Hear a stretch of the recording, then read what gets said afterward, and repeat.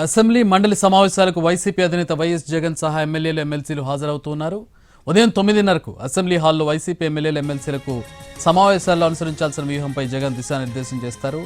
అసెంబ్లీలో ప్రధానంగా ప్రతిపక్ష హోదా డిమాండ్ చేయనుంది వైసీపీ.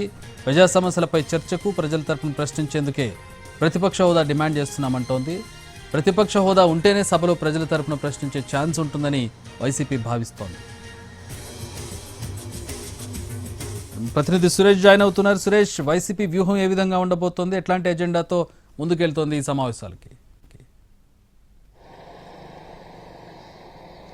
ఎస్ చక్రి, ప్రస్తుతం మరికొద్దిసేపట్లో ఏపీకి సంబంధించి అసెంబ్లీ సమావేశాలు ప్రారంభం కాబోతున్నాయి. వైసీపీ అధినేత మాజీ సీఎం జగన్మోహన్ రెడ్డి కూడా కాసేపట్లో ఆయన నివాసం నుంచి అసెంబ్లీకి బయలుదేరిపోతున్నారు. ప్రస్తుతం మనం అసెంబ్లీ సంబంధించి ఇప్పుడే ఎమ్మెల్యేలు అదేవిధంగా ఎమ్మెల్సీలు కూడా అసెంబ్లీ సమావేశాలకు హాజరవుతున్న పరిస్థితి అయితే ఉంది. మొత్తం ఈ వైసీపీకి సంబంధించి ఇప్పటి వరకు ఎమ్మెల్యేలు ప్రమాణ స్వీకారం చేసిన తర్వాత హాజరు కాని పరిస్థితి అయితే ఉంది. ఇవాళ తొలిసారిగా మరోసారి వైసీపీ సంబంధించిన ఎమ్మెల్యేలు హాజరవుతున్న పరిస్థితి ఉంది. ఆయన ఇంటి దగ్గర నుంచి బయలుదేరిన అనంతరం 9:45 అసెంబ్లీలోనే వైసీపీకి సంబంధించిన ఎమ్మెల్యేలతో పాటు ఎమ్మెల్సీలతో కూడా వైఎస్ జగన్ సమావేశం కాబోతున్నారు. ప్రధానంగా అటు అసెంబ్లీలో ప్రజా సమస్యలను లేవనెత్తడంతో పాటు ప్రధానంగా వైసీపీకి శాసనసభలో ప్రతిపక్ష హోదా ఇవ్వాలని వైసీపీకి సంబంధించిన ఎమ్మెల్యేలు పట్టుబట్టే అవకాశం అయితే స్పష్టంగా కనిపిస్తా ఉంది.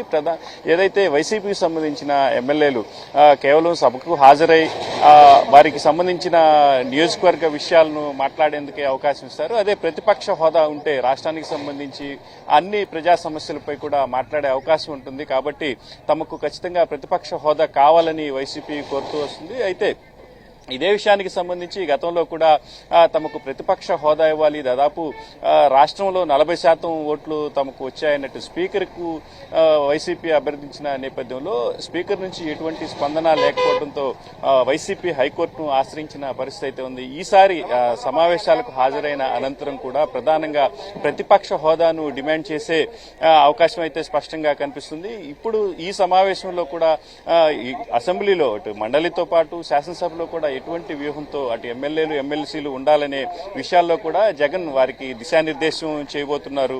ప్రధానంగా అటు జగన్ కూడా వారికి దిశానిర్దేశం చేసిన అనంతరం ఆయన అటు గవర్నర్ ప్రసంగం సమయానికి లోపలికి వెళ్లే అవకాశాలు ఉన్నాయి. అయితే పూర్తి స్థాయిలో ఇటు వైసీపీకి సంబంధించిన ఎమ్మెల్యేలు ఈ సెషన్ మొత్తం కంటిన్యూ చేస్తారా లేకపోతే ఇవాళతో పరిమితం అవుతారనే అంశాలు మాత్రం తెలియాల్సిన పరిస్థితి ఉంది. మొత్తం మీద ఈ సమావేశంలో వైసీపీ ఎమ్మెల్యేలు అసెంబ్లీకి హాజరు కావడం మాత్రం ఆసక్తికరంగా మారిన పరిణామంగా చెప్పుకోవచ్చు. Chakri, thanks for the updates Prasanna.